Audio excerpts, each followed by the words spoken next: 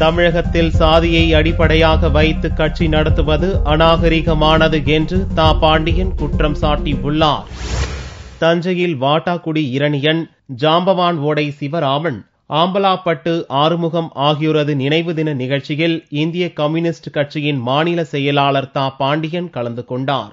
சாதியின் பெயரால் கட்சிகளை நடத்துவதும் கலவரங்களை செய்வதும் தவறானது என்று குற்றம் சாட்டிய பாண்டியன், இதுபோன்ற அசம்பாவித சம்பவங்களில் ஈடுபடுபவர்கள் மீது சட்டப்படி நடவடிக்கை எடுக்க வேண்டும் என்று கூறினார். ஒழுக்க நெறிகள், மனித நெறிகளை தூக்கி பிடித்த மண்ணில் பிறப்பால் மனிதனை தாழ்வுபடுத்துவதும் இழிவுபடுத்துவதும் பிளவு செய்வதும்,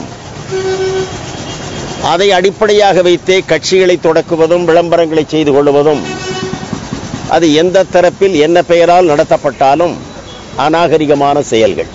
நதிகளை தேசியமயமாக்க வேண்டும் என்ற வாதத்தை அனைத்து கட்சிகளும் ஒன்று கூடி சட்டசபை தீர்மானம் இயற்ற வேண்டும் என்றும் பாண்டியன் கேட்டுக் கொண்டார்.